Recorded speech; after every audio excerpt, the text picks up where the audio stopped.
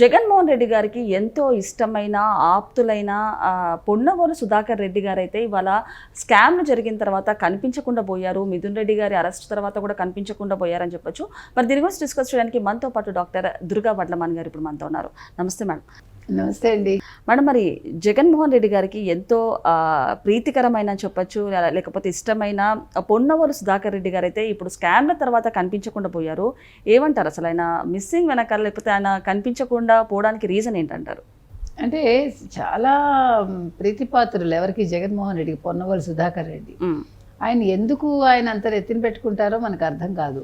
మీరు ఆయన మాటలు వింటే జగన్మోహన్ రెడ్డిని పొగడ్డానికే ఆయన బయటకు వస్తారు. నెంబర్ 1. నెంబర్ 2, ఆయన కావాలంటే ఏడుస్తాడు ఆయన జగన్మోహన్ రెడ్డి కోసం. ఆయన అసలు మామూలుగా ఉండదు ఆయన నటన. ఇంకా అసలు ఆయన కోర్టుల్లో కూడా ఆయన దూకుడు మీరు చూసారంటే తట్టుకోలేరు మీరు. అయితే సాధారణంగా ఎవరినైనా జైలుకి పంపించాలంటే పొన్నవోలు వస్తారు వాదనకి. మీకు వంశీ కావచ్చు, పోసాని కావచ్చు, ఇలా కొంతమంది విషయంలో పొన్నవోలే వాదించారు.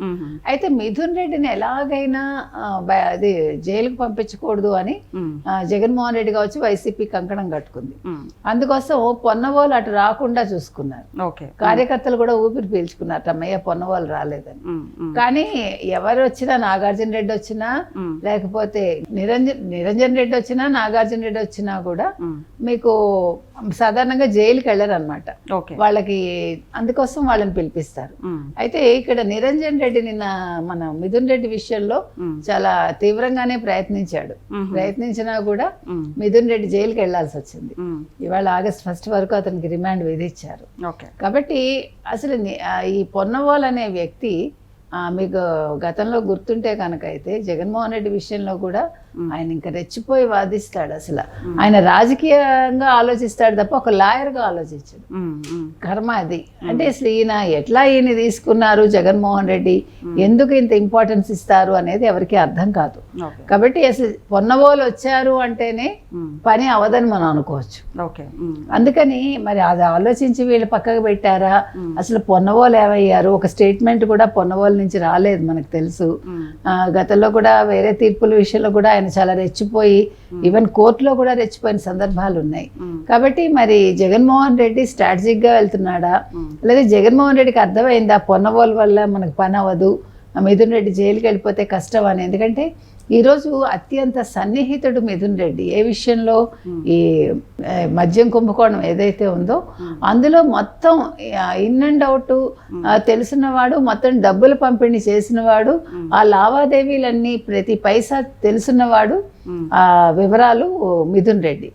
అందుకని అలాంటి మిథున్ రెడ్డి వాళ్ళు అరెస్ట్ అయ్యారంటే రేపొద్దున జగన్మోహన్ రెడ్డి పరిస్థితి ఏంటి? ఇప్పుడు జగన్మోహన్ రెడ్డికి కూడా నోటీస్ వెళ్తుందా?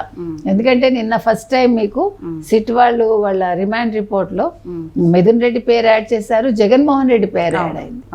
అంతిమ లబ్ధిదారుడి కింద కాకపోయినా ఈయనకి వెళ్ళింది, ముడుపులు వెళ్ళాయి ప్రతి నెల తాడేపల్లి ప్యాలెస్ కి 60 కోట్ల దాకా వెళ్ళింది అనేది మనం గతంలో కూడా చెప్పాము ఆ విషయం. ఇవన్నీ కూడా నిన్న సిట్టు పొందుపరచడం జరిగింది. కాబట్టి ఇప్పుడు నెక్స్ట్ జగన్మోహన్ రెడ్డి అరెస్ట్ అవుతాడా? అరెస్ట్ అయితే ఏమవుతుంది? ఇప్పుడు అంతా కూడా ఒకలాంటి ఏమనాలి, ఒక పక్క ఉత్కంఠ, ఇంకో పక్క స్తబ్దత, రెండూ ఉన్నాయి ఆంధ్రప్రదేశ్లో. అంటే వైసీపీ వాళ్ళు లేనిపోని బింకాలు ప్రదర్శిస్తున్నారు కానీ వాళ్ళకి తెలిసి ఏం జరగబోతుందని. కాబట్టి ఇవాళ పొన్నవోలు సుధాకర్ రెడ్డి అనే వ్యక్తిని రాకుండా చేయడంలో జగన్మోహన్ రెడ్డి పాత్ర ఉందా, ఇంకా ఎవరి పాత్ర ఉంది అనేది తేలాలి. అంటే భారతీరెడ్డి వద్దన్నారా? ఈ మొత్తం సూత్రధారులు పాత్రధారులని పక్కన పెడితే అసలు ఎందుకు మిథున్ రెడ్డిని వీళ్ళు జైలుకి పంపించకుండా చూడాలని అనుకున్నారు? బికాస్ జగన్మోహన్ రెడ్డికి చాలా ఇష్టమైన వాడు, అన్ని తెలుసున్నవాడు కాబట్టి అతన్ని జైల్లో పెడితే కష్టం, అతను నోరు విప్పితే అనే ఒక ఉద్దేశంతో వాళ్ళు ఈ రకంగా అంటే పొన్నవోలు రాకుండా చేశారా? ఇప్పుడు ఇది అనుకోకుండా ఈయన జైలుకి వెళ్లాల్సి వచ్చిందా?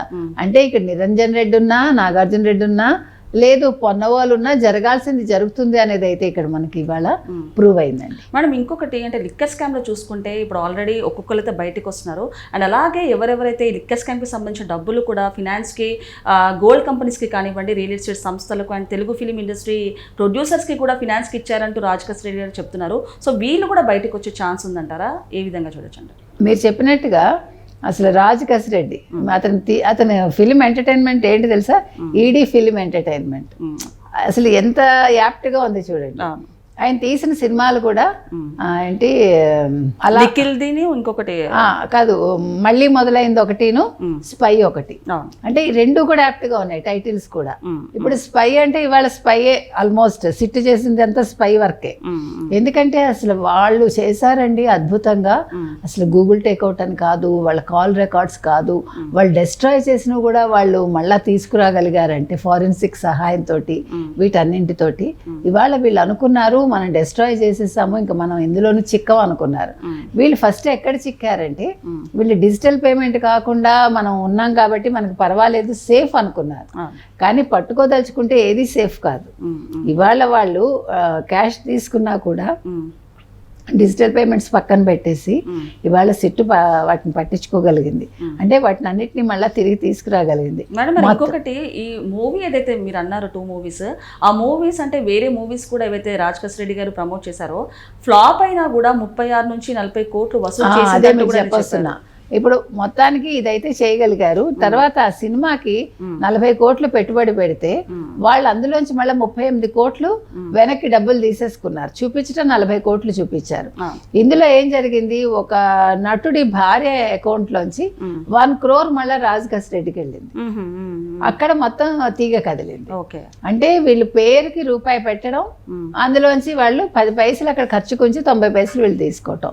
వీళ్ళు ఇంకా ఏం చేశారు తెలుసా, ఒక బంగారంలో పెట్టుబడులనే కాకుండా రియల్ ఎస్టేట్, హాస్పిటల్స్, వీళ్ళకు హాస్పిటల్ ఉంది రాజకేశ్ రెడ్డికి హైదరాబాద్ లో, వాళ్ళే చూసుకుంటారు.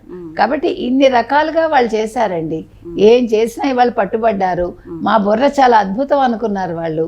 మనం ఆల్రెడీ ఇప్పుడు ఆర్థిక నేరం చేసి కూడా నేను ఇంట్లో ఉండగలిగానని జగన్మోహన్ రెడ్డి అనుకుంటే, ఇవాళ లిక్కర్ స్కామ్ అనేది అసలు వీళ్ళు ఊహించని రీతిలో సిట్ వాళ్ళు దాన్ని మొత్తం ఎంక్వైరీ చేయటం జరిగింది, మొత్తం వెలికి తీయటం జరిగింది. నెక్స్ట్ అరెస్ట్ అయితే జగన్మోహన్ రెడ్డిది. Okay madam, thank you.